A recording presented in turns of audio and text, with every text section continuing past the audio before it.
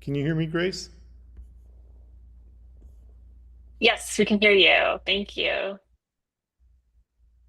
And Okay, hello, Okay. I'm a little everybody. worried This about my is, Wi-Fi. oh, I see. It is freezing low. Well, for those of you who are not frozen, um, I'm Derek Bermel and composer in residence, one of the two here this summer, along with my co-conspirator, Andrea Pintocorrea, uh, who is watching on the other channel. Um, and welcome to our composer this week, our featured composer this week on Meet the Composer, in the fourth week of the Bowdoin International Music Festival. And I'm accompanied here by these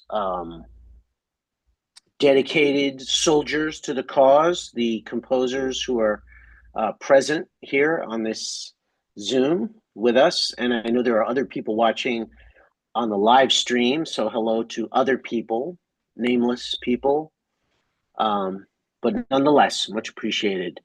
So I'm welcome, David Dzubay, and thank you for being with us here and sharing your music. And we heard it already on the Gamper My pleasure. Festival. You look like you're in a very spacious place. I am. This is the alumni guest house room. And I'm assuming that's at the University of Indiana where you teach, Indiana University, I should say. But I don't know. And it looks like you might be frozen. So while you're frozen, let's introduce the composers who are here, even though you can see their names, but let's have everybody just quickly introduce themselves and say where they're from. And I think, ah, there he Hello. is. Okay, well, we're just getting around to the composers introducing themselves here so that you know who you're talking to.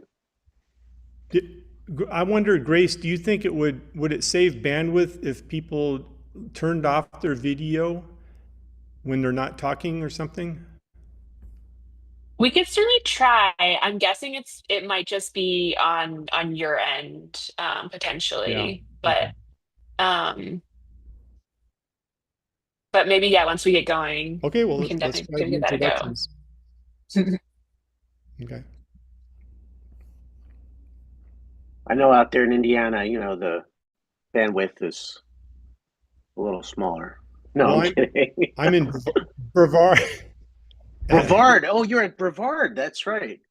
And I think Rory might be joining you at some point. Is that correct? Yes, in 3 days.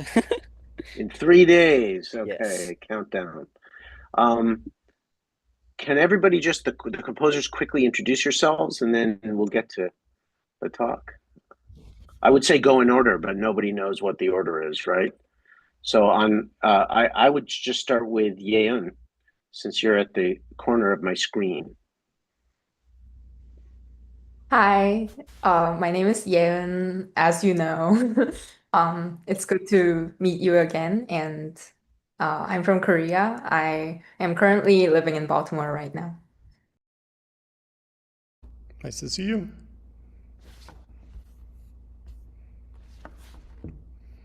Just chime in, folks. Hi, I'm Max. I'm currently about to move back to Boston. Um, yeah, I got my master's from NYU recently. Hello. Hi, I'm Noah. Nice to meet you. I'm from LA originally, but I'm an undergrad at Juilliard, so living in New York. Nice to meet you. I'm Wenbei. I'm from China, currently based in Cincinnati. Big fan of her music. Look how all the dudes chime in first. It's so predictable. Okay, let's keep going.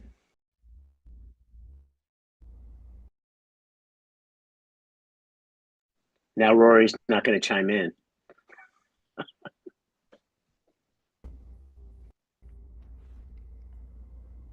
Hi, I'm Rania. I am from Slovakia and I'm currently living in North Carolina. I'm at Duke University. It's nice to meet you. Nice to meet you. My ancestors are from the Slovak Republic. Hello. My Hello. name is Xiaoxuan. You can just call me Xuan, and I'm from China, and I'm currently studying at Royal College of Music in London.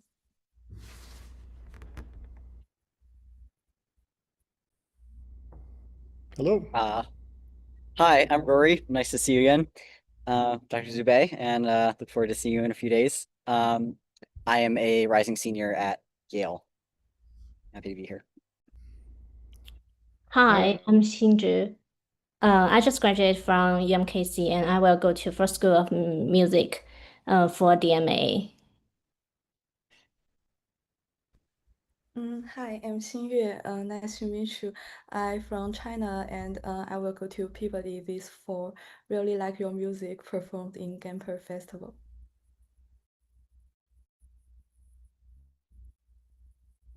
Isn't it?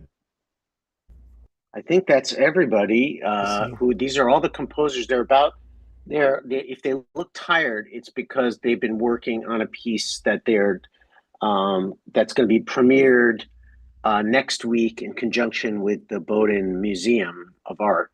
So they've all been taking different works as inspiration, and I think right behind Wen Bin is his work, right? So Graphic score. that's your score, right? Yeah. So they're all kind of working on that and frantically. So they've been super Fantastic. busy this summer. But they heard your piece. I mean, could we start by talking a little bit about your piece that we heard this summer? The work for 2 pianos and 2 percussion. Sure. And just because you gave us 3 works, which is unusual, but actually kind of nice to get a large scope of all the different things that you do and as a composer.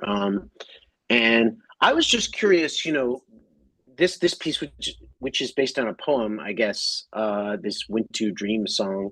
I mean, you have one piece based on a poem, one kind of based on a practice of meditation, and another based on kind of inspiration, natural beauty. I mean, you got inspiration from these 3 different places. So I thought it was interesting, different musical forms, different musical ensembles, and different kinds of inspiration for you as a composer. So I don't know, maybe you can talk generally about that, but I just thought this first piece, which we already heard for the Bartok 2 piano percussion instrumentation, I was just kind of curious how you might or might not have worked off the Bartok, which is the kind of uber work for that ensemble, and then how you made it your own.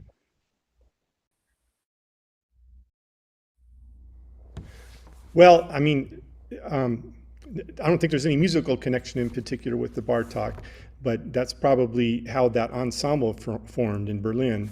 And the piece came about through a request. I mean, it was one of these commissions where they just asked me to write a piece for this group in Berlin. And one of the percussionists, Adam Weisman, is some kind of distant relative. And I know his mother well, she died last year, but I knew his mother and his father in San Francisco times, and they'd always told me about their son that plays percussion in Berlin, and he plays with Ensemble Modern and some of the different ensembles around Europe. And so he invited me to write a piece. This is a while ago now, so 12 years ago, so I've had to reconstruct a little bit about how I went about writing the piece. But you're right that, all 3 of those pieces, and I know we won't have time to talk about everything, they're representative of my interest in, kind of being inspired and organizing my music around extra musical subjects, whether it's a mountain range or a poem or whatever. I just like having programmatic that provides the audience maybe a more direct road into the piece and helps me make the thousands and thousands of decisions that we have to make as what pitch and what rhythm and dynamic. And for me, having something kind of guiding the way through that process is very inspiring and helpful. eliminating many possibilities that you could go explore, and hopefully ending up with a focused piece of music that has a clear intention. So that's sort of an answer to that. I mean, I can go into that's a curious piece. This it is above that you and I shall go, and it is based on a setting of this Native American song text by the Wintu tribe out in California. And there's no music that exists for that, but just the text of the song. And I first encountered that text when I was composing a piece called Northwest Passages. And this was a piece commissioned by the American Composers Forum and their Continental Harmony project. They had commissions all around the country with different and was trying to pair up performing organizations with some community organizations and composers and performers. And so I wrote this piece called Northwest Passages, which it's like 35 minutes long, and it alternates. It's for chorus and maybe 5 or 6 instruments, and it alternates what I call portages, which are, and there's a narrator as well. And the portages, the text delivered by the narrator, is from the journals of Lewis and Clark. And then there are 5 songs that alternate with those portages. And the songs use Native American song texts. And this is the concluding movement of that piece is this Wintu Dream song. Do you mind if can I share my screen and I can play some audio and stuff? Do it. Great. Okay, share sound.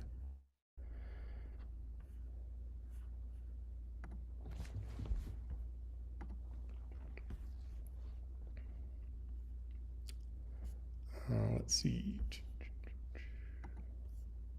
But that ended up being just the first version of this piece. And so again, it's this piece, Northwest Passages, and it's the final song. This is the text of the song. It is above that you and I shall go, along the Milky Way you and I shall go, along the flower trail you and I shall go, picking flowers on our way you and I shall go. And then apparently when it was sung, the song form would be lines A, B, A, C, D. And so I can show you, excuse me, I'll show you just a little bit of that score in the Northwest Passages. This is from the end of the piece again. But just to show you maybe the structure of that piece, let me get to the top of the score. You can kind of see the outline here with the portages and songs from different Native American tribes, the instrumentation. And then at the end of the piece is this song. And you can see with this kind of starry metal field, that's used in the version that you heard with the piano and percussion. But maybe I can play just a minute or so from the beginning of this version of the piece.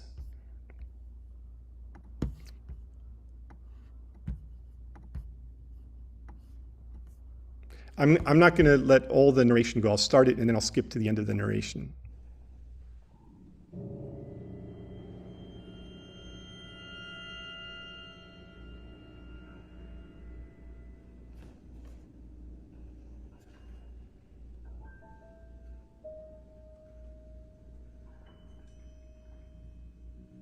A few more moons, a few more winters, and not one of the descendants of the mighty hosts that once moved over this broad land or lived in happy homes protected by the Great Spirit will remain to mourn over the graves of a people once more powerful and hopeful than yours.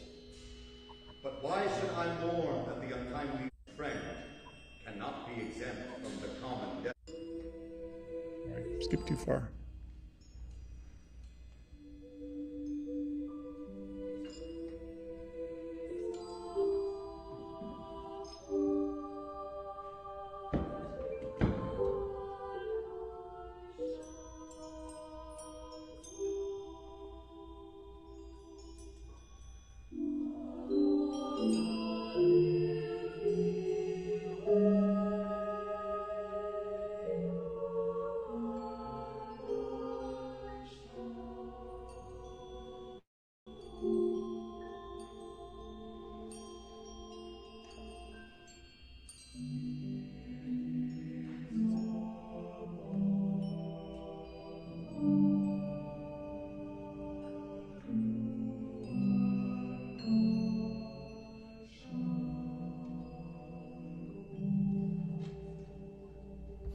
So there's just the first ABA of that, and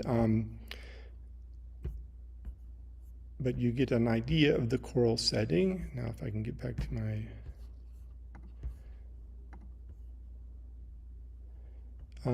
what happens in this is that the soprano line stays the same every time in the A. It's that this line right here starting on B to G to D, and then back down to G. And then the B line goes to E flat instead of D. The B line, I like that. Yeah, the B line. And so it has a little different chromaticism at the end. Back to A, back to B, and then here's the C phrase starting on the F sharp, and it goes up to D sharp.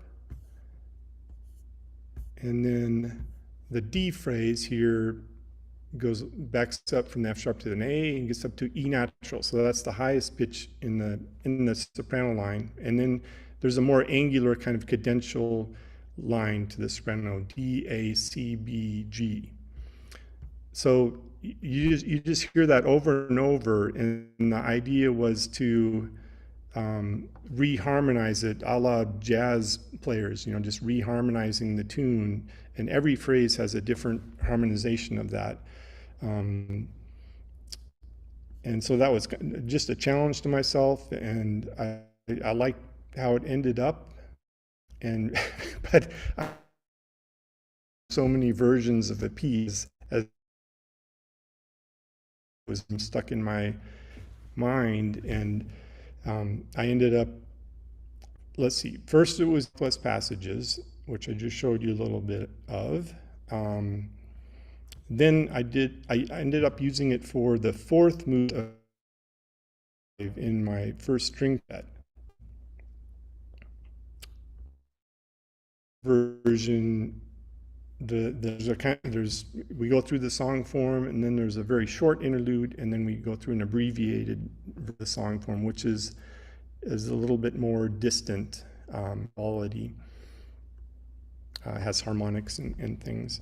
But maybe I'll just play a minute or so of that version, which starts with sort of some pentatonic solos in the cello and viola. I'll play some of that.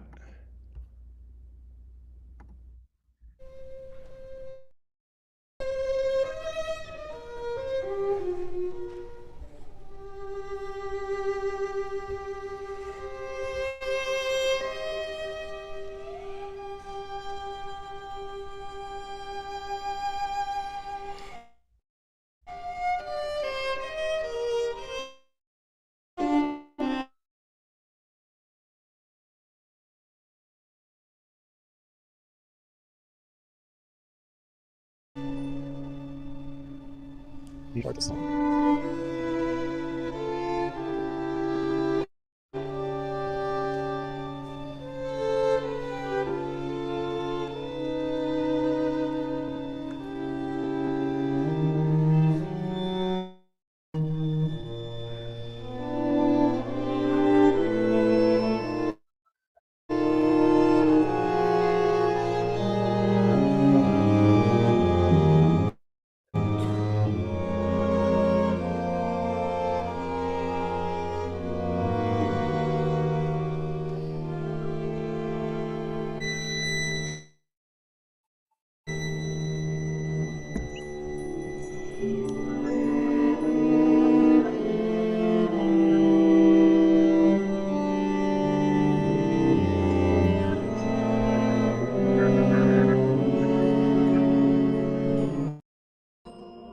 any files playing here? Okay, so that's the A and B. And I'll just point out incidentally that this little trick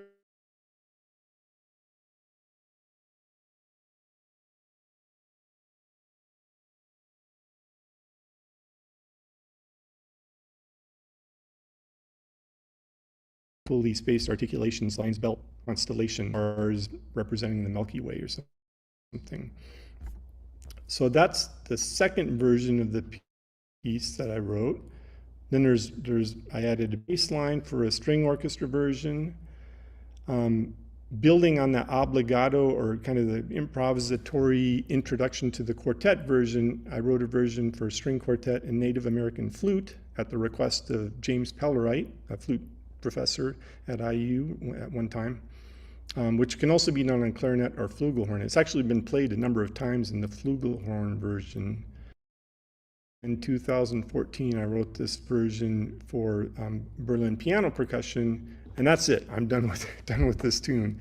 It's kind of ridiculous, but the piece that you heard, here's sort of the form or the approach I took in it. I mean, it goes through literally goes through the song form twice with an interlude in between, which is longer than there's a short interlude in the string quartet, just really a phrase, a connective phrase. But there's an extended section in the piece you heard, which has more continuity of tempo and gesture. And then there's a recapitulation. But it's the setting here is much more improvisatory, I would say. The percussionists and pianists have little flights of fancy, and it's more decorated. But still, you hear that the melodic line and the chords kind of working your way through the song twice. And it was an excellent performance. I tuned into the live stream. Yeah, well, we're proud of our percussionists and our pianists. Largely what I'd have to say about that, unless yeah, it's good to have them on your side as composers. We need those percussionists to be. I mean, for this piece, there's it asks for a lot of gongs, and I make some version. You can do it with all of the gongs if you can get. You just have to change some pitches. Because it's a lot of gongs that it asks for. I think we had to twist some arms to get some of those gongs. I think Luke had to go down to the underbelly of Cleveland and kind of search in the dark alleys for some of those gongs, but he got them. And so how is it for you as a composer? I mean, I just think some of the composers might be interested in taking material, because I know some of them have been doing this.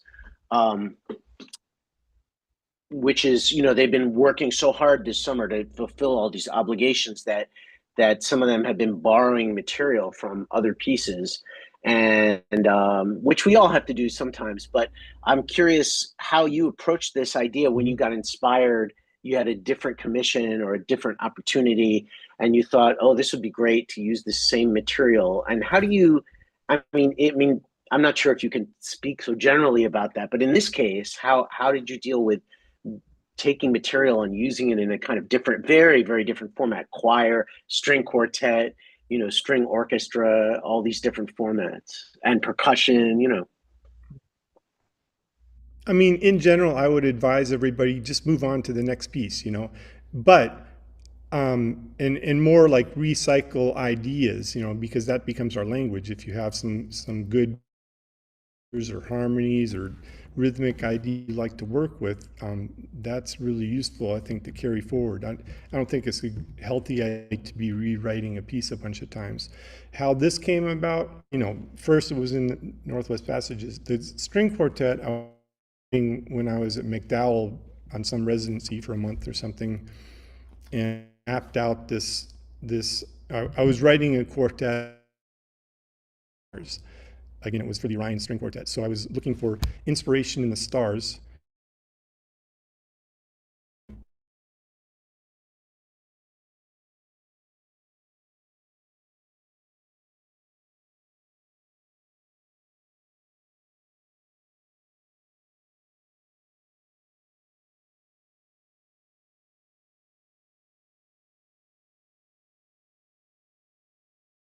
called Seti. Has a lot of improvisation. I'll show you the score for that. It's kind of fun. And the last movement is Supernova. And then just somewhere along the line, while thinking about the stars and stuff, I thought of a slow movement based on that movement from Northwest Passages, talking about it's kind of a funeral song, sending the spirits up along the Milky Way. And it seemed like it might fit. So I did it, and it worked out pretty well. So it's sort of my favorite version of the piece. Now I had to thin out some of the chords.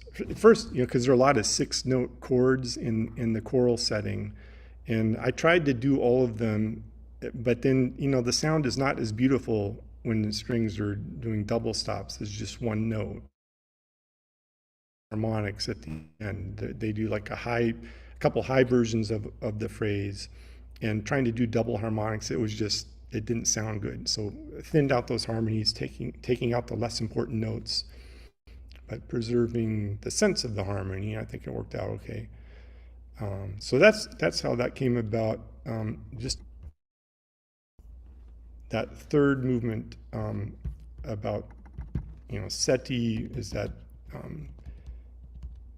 telescope at Arecibo looking for signs of extraterrestrial intelligence. This is that movement.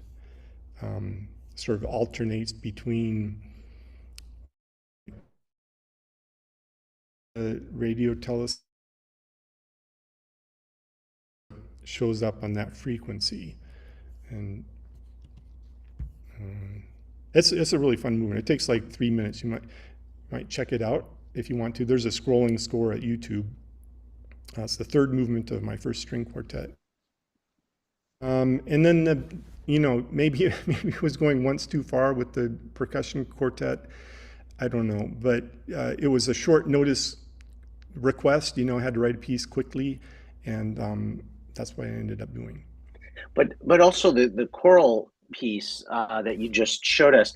I mean, obviously, these composers probably know this, but but not all listeners may know that you're also very well known as a teacher and professor at Indiana University, also as a conductor. And so you when you write for chorus, it's a very different kind of writing. I mean, you were showing us that vocal line, but it's all kind of the challenges of chorus are so different than the challenges of instrumental music. And I wonder if you could talk about how you thought about the choral piece, the 3 meditations, and how you think about writing for chorus as opposed to, say, a chamber group or orchestra or anything else. I mean, first I'll just say that I haven't written a ton of choral music. I did that Northwest Passages, a piece called Cantante Domino for organ and chorus, and then the 3 meditations. I think that's maybe it. I mean, I've written a fair amount of vocal music, but in terms of choral music, the 3 meditations came about. Like, I've written a lot of kind of rambunctious virtuoso music, and I wanted to just chill out and write some nice, easy sounding music. Not that that's necessarily all easy or just straightforward. There's some definite challenges in it. But the approach maybe most similar to the 2 pieces, Northwest Passages and 3 meditations, is that last movement, which is homophonic and very jazz chord oriented, lots of chromaticism and a little pentatonicism. I mean, it's tonal in like tonal collections, but from one chord to the next, it might completely change tonal centers. So it's not really a tonal piece. But I just like those kind of jazz tinged harmonies. And they're both difficult for the chorus. I mean, just because in the 3 meditations, that movement has a lot of 6-note chords. Sometimes there's a triad in the top 3 voices and a triad in the lower 3 voices. So I know they rehearsed those layers separately, and they did an excellent job. I almost thought of it as kind of speculative, composing that movement. Like, is this really going to work with chorus because of the harmonies? But they did a really good job, I think. Yeah, I noticed even from your earliest pieces, you had a lot of interest in jazz harmony. And can you talk about that? Like, where does that come from in your background musically, and where, and how do you find where that sits nicely in your music, or where it doesn't? Well, yeah, I think it's pretty much always been a part of the music that I write.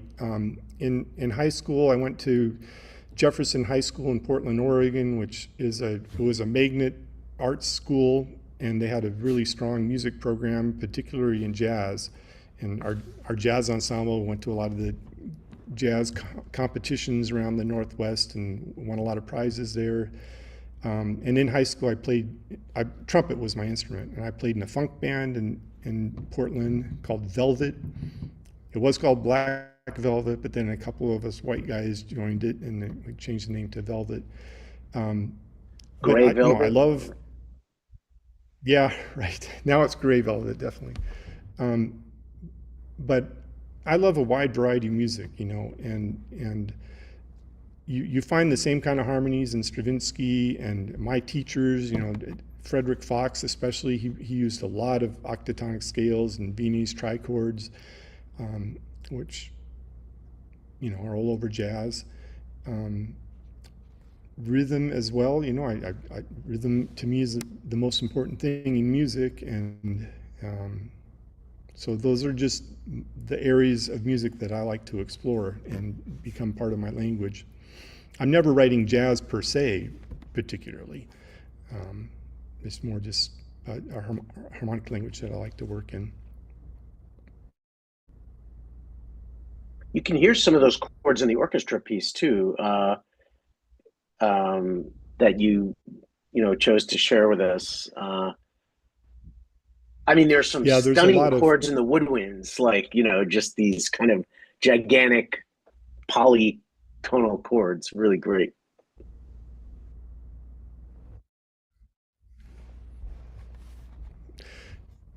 Yeah, sorry, I'm freezing a lot, I know. Can you hear me? Are you hearing me? Yes. Okay. Yeah. Yeah, in that piece, there are a lot of harmonies built out of fourths, and like a tritone at the top or a tritone at the bottom. And but sometimes they're revoiced, so they're a bit tighter in the presentation, like in the hazy woodwinds near the beginning of that. Yeah. And you also I could talk more about the... Oh, go ahead. No. Go ahead, Derek. Well, I was just going to say, like, there are you talked about these Gold Rush songs that you used. I mean, I'm kind of curious about the way your compositional process, and how you're also curious about taking pre-existing form or some pre-existing song and then somehow incorporating it into your work. I missed part of your early sentence in there. What was the essence of the question?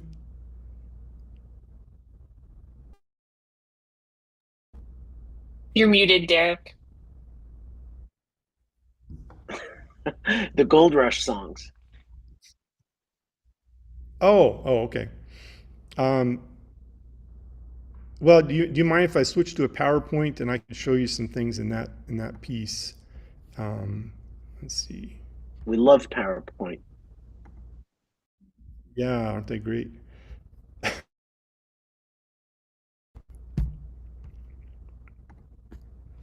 Oh, that's the 3 notations. So Ridgeline was written for the National Repertory Orchestra, which is the summer orchestra out in Colorado. I played trumpet in that a couple of years in college. And it now is at Breckenridge. Then it was at Keystone, but now it's at Breckenridge, and they were celebrating their 25th anniversary and asked me to write a piece for the opening concert right there at Breckenridge, which the ski resort is on peaks 6. And you can see in the cover photo, there's peak 10 and here's peak 9 next to it. So I wanted the piece to be inspired by more than just the ridge line at there, Gold Rush songs, fiddling. There's some plagal cadences, like maybe from the local church, skiing. So really, like every phrase in the piece even has some kind of subtitle along the way. So it was really structured around these inspirations. I also extracted some numbers from the ridgeline, like looking at different photos, and then this spreadsheet is tracking the distances between the peaks, and that changes in different angles of photos, and then also the differences in elevation. And the bottom line from that, what I took away from these silly calculations, is this rhythmic pattern 3-2-3-1, which is used in the piece a bit, and then also a series of 5 pitches here. Oops.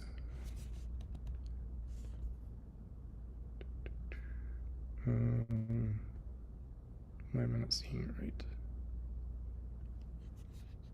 Maybe it's somewhere else.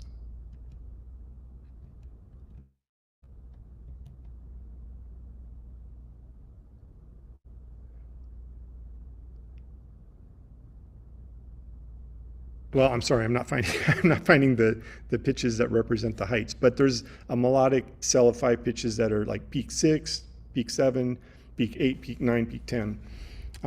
Like if the difference from peak 6 to 7 was a half step, that goes from G to A flat, then peak 8 is going to be a D flat, peak 9 is an E flat, and peak 10 is an A, an octave above. So those were just, no one's going to know that at all, but these are some of those composer challenges we pose for ourselves, or ways, again, to limit choices and find something. It's not that anyone hears those pitches and makes that specific association, but they do hear such ideas throughout the piece repeating, and then it makes the piece sound cohesive, I think, and have connections. So here's kind of, I used to use bubble diagrams when I was planning pieces and composing them, but now I tend to use these kind of outlines, either like this, a horizontal timeline, or it could be a vertical outline. Here's the actual do you use form of the those when piece. you're actually composing? Yes, but it's not like I finish this whole document and then write the music. It's more developed hand in hand. And on this, I'll make a bunch of notes for ideas I might use or might not, and then it keeps getting refined as I make decisions about that. But I like to have that composer snapshot. Do you think? Can you play a little excerpt, and then we could open it up for some questions from the composers? Sure. Yeah, I mentioned this hazy ridge line, and these are the stacked fourth chords. This is early on in the piece. The piece opens at sunrise, and then we see this hazy ridge line, and that's what this is supposed to represent.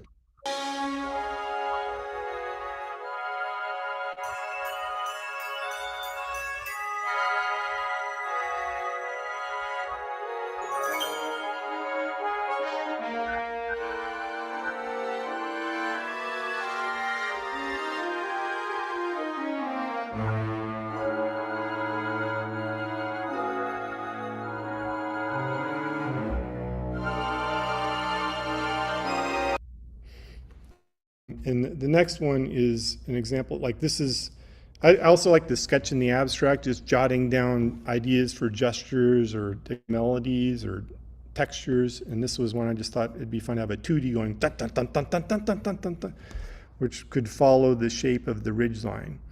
And that's what this excerpt does. If I can play it.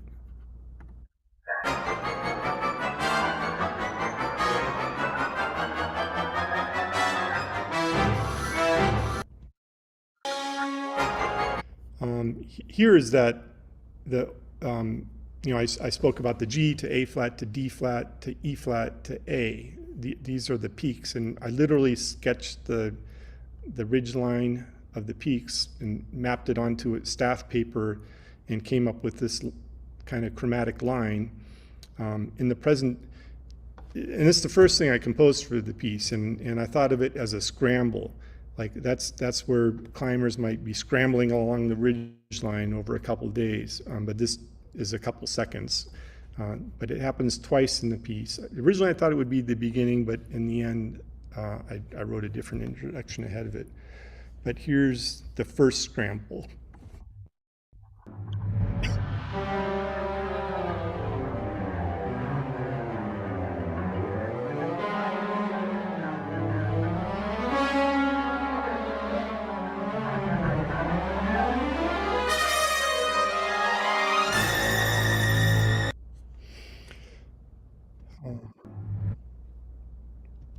Yeah, so there's a little bit, here are the Gold Rush songs.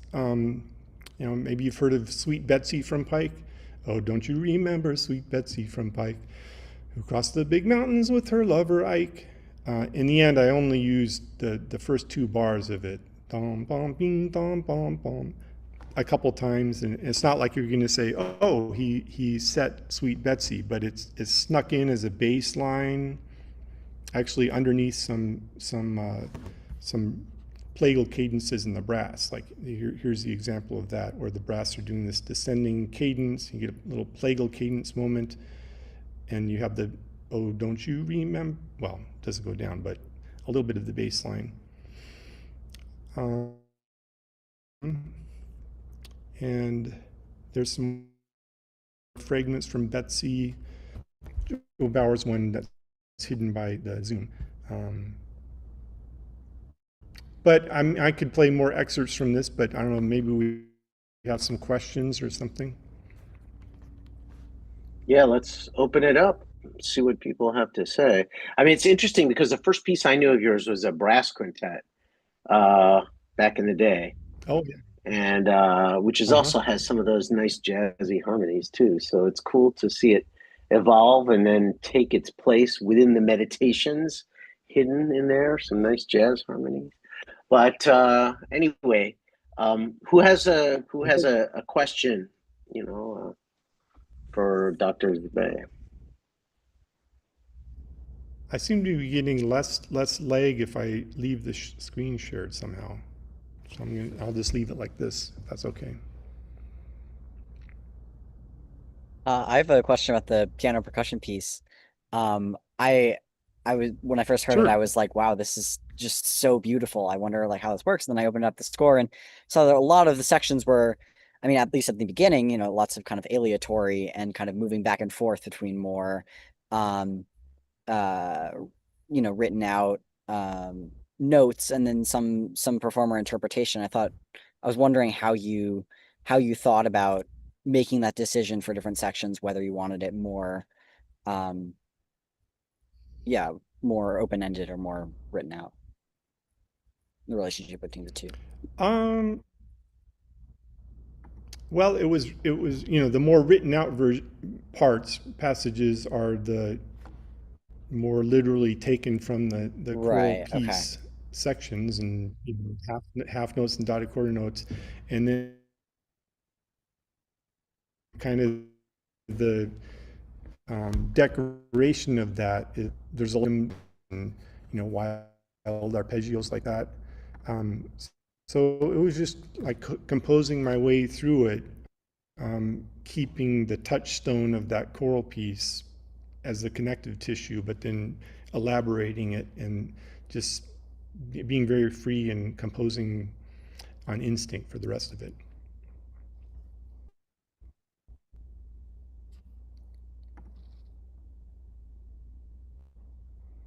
Other questions?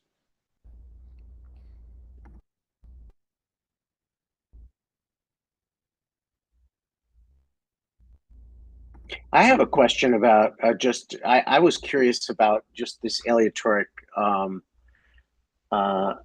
mean, do you when you're composing, do you sometimes feel anxious about ceding a lot of control over to the performers, or do you feel excited about it? I get excited about it. I mean, I can't say I do a ton of it, maybe, but I think that what you can get, if done right, are what sound like very complex textures.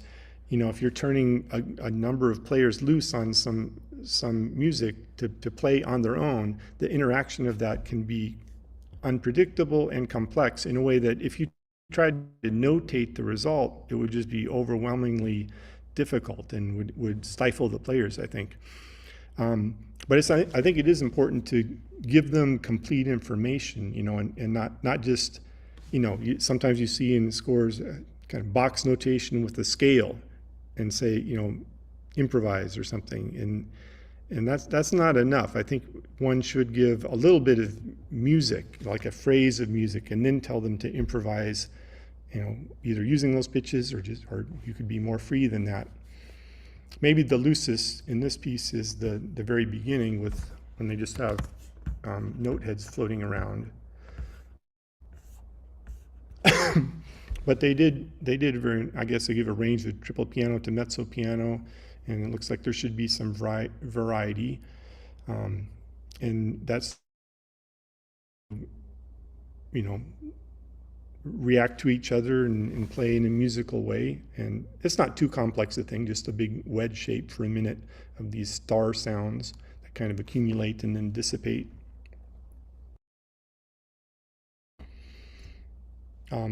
In orchestra pieces like that, I'll use it more as a texture. Can be very useful there when you have the numbers involved. Can I also ask for something like that on the first page? Like how practically did you do that? Like make the score that, like, I assume it's like outside of a notation software, or sorry if that's a basic question, but I don't think so. This was in Finale when I used Finale, and I think I just hid the staff there and floated a bunch of. I'd have to look at the file, but in Finale you can do, you know, pretty much whatever you want to do. Finale? What is that? One way or another. Exactly. That's that thing they used to use myself. Yeah, right. Yeah. Are there other questions? Finale last year. Other questions? Yeah, Wendy. So just related to what you just said. So right now, Finale is not in use anymore. Are you going to change your writing habit? Like, are you going to change your techniques based on the notation? Because you probably won't use Finale in the future. Well, I've been using Dorico for a couple of years. The Ridgeline score is in Dorico, so is the 3 meditations. And you know, it keeps getting better with each version. Now you have some lines you can use in more graphic ways. So so far it's working for what I need to do. I try not to let the notation or the program that I'm using limit what I'm thinking. And I still do sketch on paper, and you know, because you just quickly write something. How are you going to get it on the screen? The nice thing about that, you're not fitting stuff into boxes necessarily in the way you had to in Finale. I mean, the advantages I see with Dorico are the condensing for large scores and orchestra scores kind of does that for you. How it handles percussion and how it handles string divisi is very nice. So But do you, I'm hopeful, not to just be a salesman for Dorico. but do you think that kind of like the notation software kind of like limited your possibility in like developing different techniques? No, because when I'm at, at the early stages of composing, I'm working just on paper and pencil. So, I mean, whatever you come up with there, yes, you have to figure out how to get it into the notation program. But I would be careful, especially for younger students, to start right in the program, and immediately you're facing the limitations and having to work within the confines of, or what's easy to do in the program. I mean, it can be a great tool. You can quickly copy and paste stuff around just to try something out. But I would keep paper and pencil as a part of your practice, even if it's not your whole practice. Thank you. So right now you're at Brevard, and do you teach there? You teach there every year, or some years? Yes, I do. Well, I've been teaching here since 2011, the second half. So Bob Aldridge does the first 3 weeks, and I do the last 3 weeks, which is the time when we have reading sessions. So I conduct a lot of the readings with orchestra and band. We have a reading today with the kind of the chamber orchestra at 4 o'clock. So 5 of the composers will have pieces read there. But yeah, and how do you evaluate?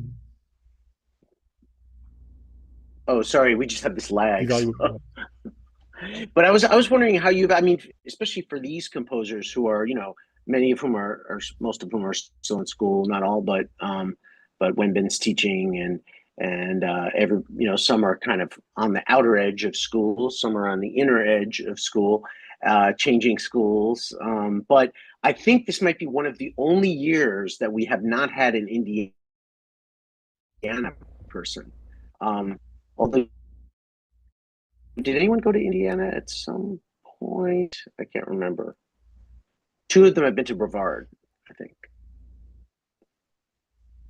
Yeah, sure, we've had students at Bowdoin, but I can't remember which ones. You've had a lot over the years, yeah. But I was wondering how you, I mean, can you talk to them a little bit about when you look at scores that they're writing for large ensembles or orchestra, how you kind of choose or evaluate, how you tend to, what are some of the things that you tend to, pieces of advice you tend to give students when they're writing for large ensembles that they might take heed of? Sure.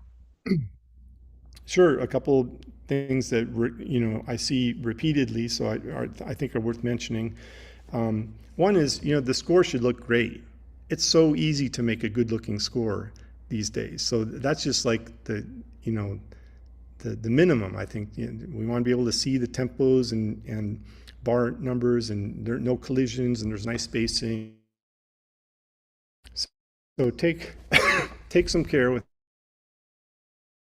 For orchestra or other large ensembles, I really like to see evidence that someone is thinking for the large ensemble and isn't simply writing 30-part chamber music, where everyone's doing their own thing much.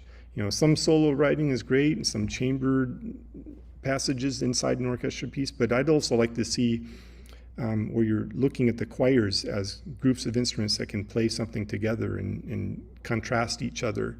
If you have a little bit of every section playing the whole time, it turns into just a nondescript gray piece, and we don't get the amazing colors that you can get in an orchestra.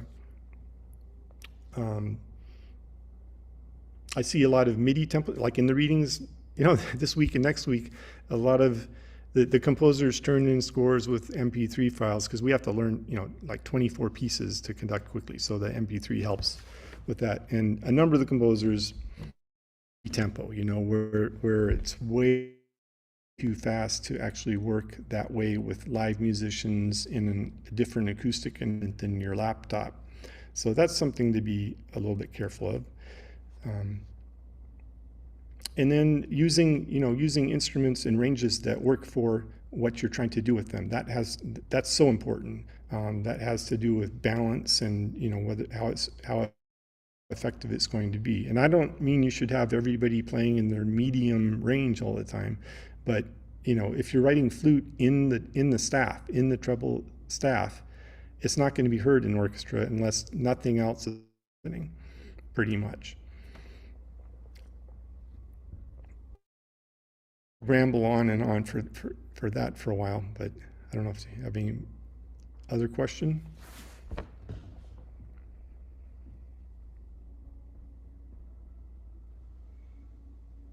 Other questions here? Oh, Max.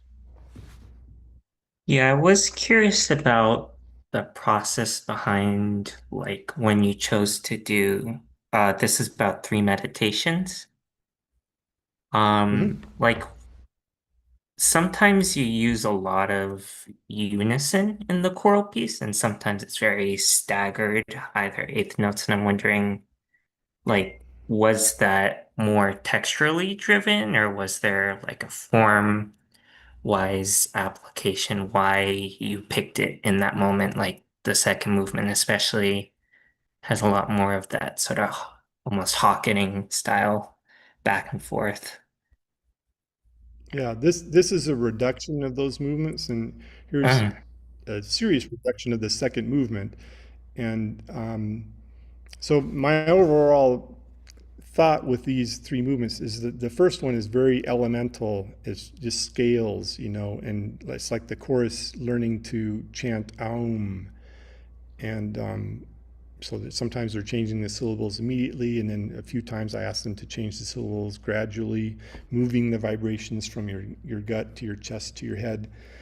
But it's very simple, just scales going down and accumulating into harmonies, and then scales going up and down, and it kind of works its way out to that last harmony. The second movement is more developing, but still kind of, it's sort of process music, algorithmic. It's a phrase that starts and then gets longer and just spins out. We add more layers. Both of those have, I guess, some unison elements. The first one is basically one melodic line where notes along that line are being sustained and creating harmony. And the second, it's more modal and repeating melodic ideas, piling up on top of each other, but there's very little new material. It's just repeating it, and it goes through some key changes. You can see from starts with the C Dorian collection, and E flat Dorian, C Dorian, and F Dorian. Then the last movement is what I think of as the most personal, kind of human movement, where it's not as algorithmic or process, or it's all of this variety of harmony, but it's basically in four phrases that are kind of variations of each other, which are sort of like a breath, breathing in and then exhaling in these long phrases. So Max, I'm not sure if I answered your question. Do you want me to go into any detail on something in there?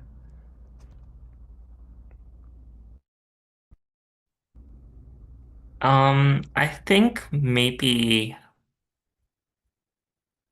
I'm interested in how you built the harmonies for the third movement. I don't know if that was more just instinct or whether you had some sort of process. I think it's especially the first movement, how you talked about was cool though.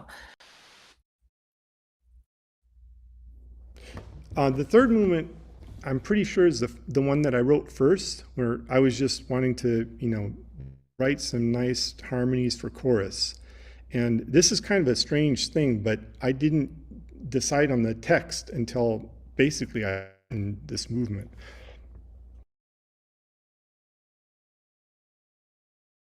The second movement. So then when I decided to set the Hindu mantras, I had to rework things a little bit to make sure I was accenting the right syllables in all of the text.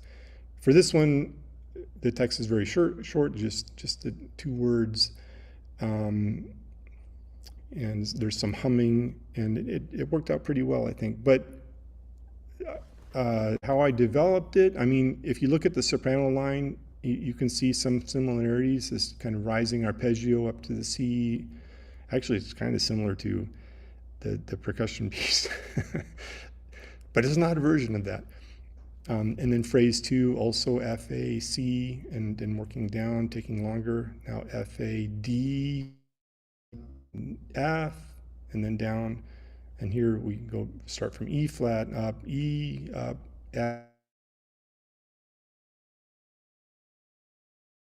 See the repetition in the soprano line, and from then it's pretty instinctual, wanting to find good voice leading and harmonies that I felt fit the shaping of the piece, and with tension and release and all that good musical stuff.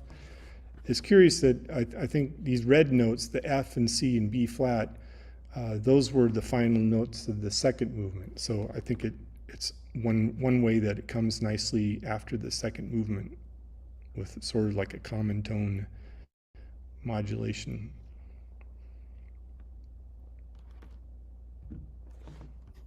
The final chord is also very similar to,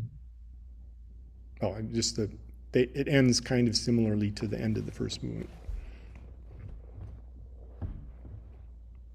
Yeah, there's some great chords in there to dig into. I think one of the things I like so much about a lot of your chords are, and I think this also kind of touches somewhere in jazz harmony, but also just, it's something characteristic of harmony in the 20th century in general, is just that you have these beautiful sonorities where if you were to squeeze them into 1 octave, they would sound a lot more harsh. But taken in kind of a 2 octave range, they become really lush and beautiful when you don't have those crashing minor seconds next to each other, but rather separated by an octave. And I think everybody can learn a lot from that. And also, especially the way you utilize them with the chorus and with the woodwinds and your orchestra piece. I mean, it's really quite masterful, and I think everyone could really take a look at the way those big chords are distributed, and if you squeeze them together and say, whoa, that's way more crunchy, but here you managed to make them so lyrical. But if we were to kind of put them next to each other, we'd find a very different sound. So that gives you a lot to play with. Anyway. But thanks again for sharing your music. It's great to hear all these different incarnations of your voice, and we really enjoy getting to hear your piece live. And I'm sure everybody will be stalking your website to find out more. So, well, I wish you all best with your pieces. Are the performances at the art museum, or just inspired by some works at the art museum? Well, we actually have a kind of a tour that we do through the art museum where they point out their works. But the problem is, the works are all over the museum, and some of them are also not even being shown currently at the museum. So then what we do is we have images of the art that are shown at the concert in the hall, so they can get a proper video and recording. But usually we have the tour, and then a lot of the people come over from the museum and hear the concert. So it's a great museum. Nice. This is a talented group of composers. I wish you the best with the rest of your summer there at Bowdoin. I can tell they look like it. Serious bunch. And of course, well, they don't look like it. They really don't look like it, actually, but they are.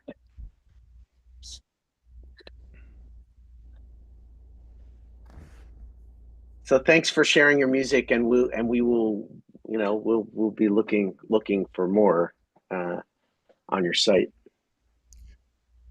Thank you, Derek, and I appreciate you arranging that performance. It was beautiful.